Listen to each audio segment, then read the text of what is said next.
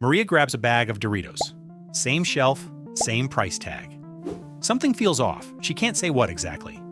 She puts it in the cart anyway. That feeling? It wasn't random. That bag used to have 9.75 ounces in it. It now has 9.25, 5 fewer chips. Nobody told her. There was no announcement. The packaging looks the same. The price looks the same.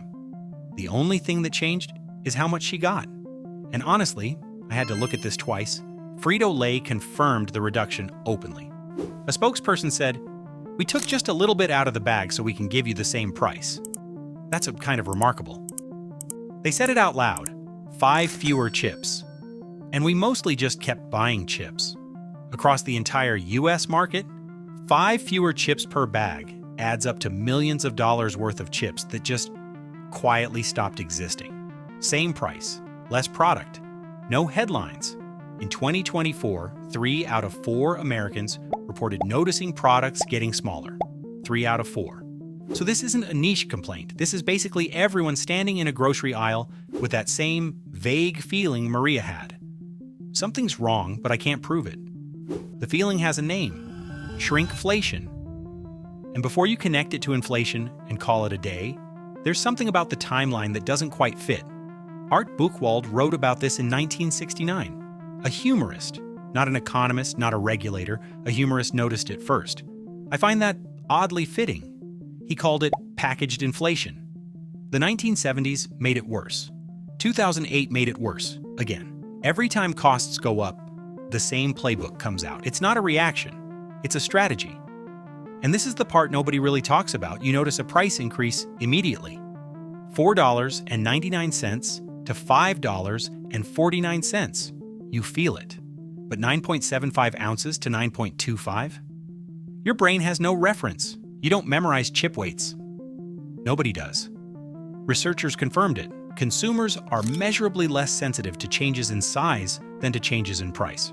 So if you're a company looking at rising costs and unhappy shareholders, the math is clear. Raise the price, risk losing customers. Shrink the product, keep everything exactly where it was. Gatorade did this in 2022. New bottle design. More aerodynamic, PepsiCo said. Easier to grip. Volume went from 32 ounces to 28. Price, same. The spokesperson mentioned the bottle is now more aerodynamic and easier to grab. It is easier to grab. It's also 12.5% less hydrating. But sure, aerodynamics. The University of Chicago's Kilt Center studied this across thousands of products. The median reduction in shrinkflation cases, 11%, not 1%, not 5, 11, and most consumers didn't catch it. That's when I noticed something. If 11% reductions barely register, what is this actually about? Walmart's Great Value Paper Towels. 2021. Sheet count went from 168 per roll to 120. That's a 28.6% reduction. In units your brain can feel, buy a year's worth, and you're getting about 8.5 months of paper towels. You're restocking more often than before and nothing feels different. Tillamook ice cream. 56 ounces became 48. They actually announced it, which I wasn't expecting. Every other company on this list just did it quietly. Tillamook said, "We're reducing the carton, here's why." That's weirdly refreshing. And also, still shrinkflation. And Cadbury in 2013. They rounded off the edges of their chocolate bars. Bars got 4 grams lighter. Their official explanation: rounded chocolate melts differently in the mouth. Tastes better because it's round. Sure. Okay. We believe you, Cadbury. Then I found something stranger.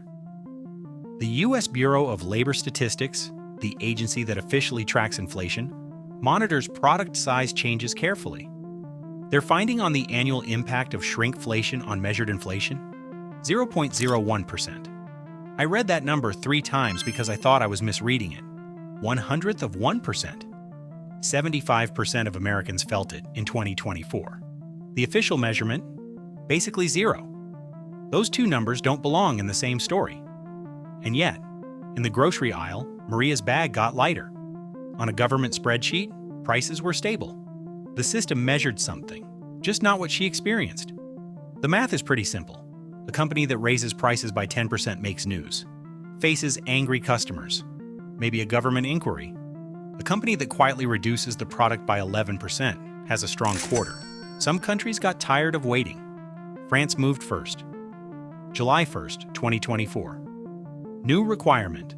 Supermarkets over 400 square meters must tell customers when a product's quantity goes down while the price stays flat or rises.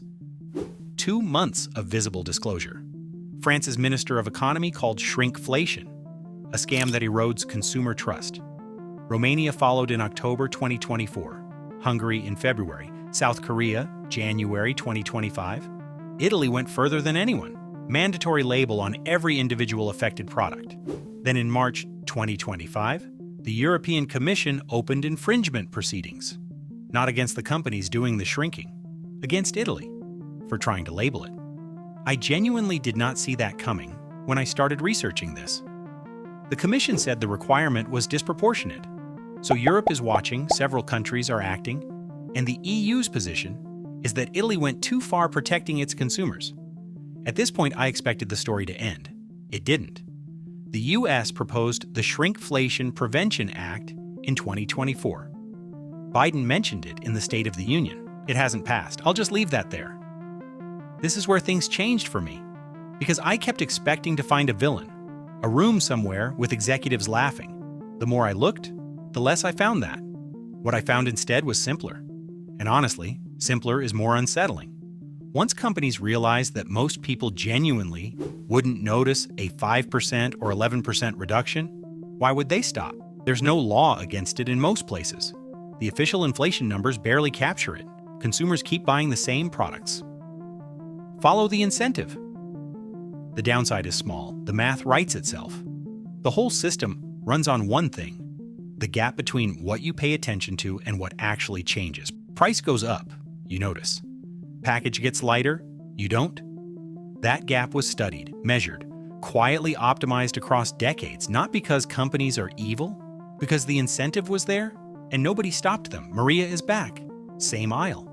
She picks up the Doritos, 9.25 ounces, $4.99. She knows now. She puts them in the cart because knowing doesn't change the options.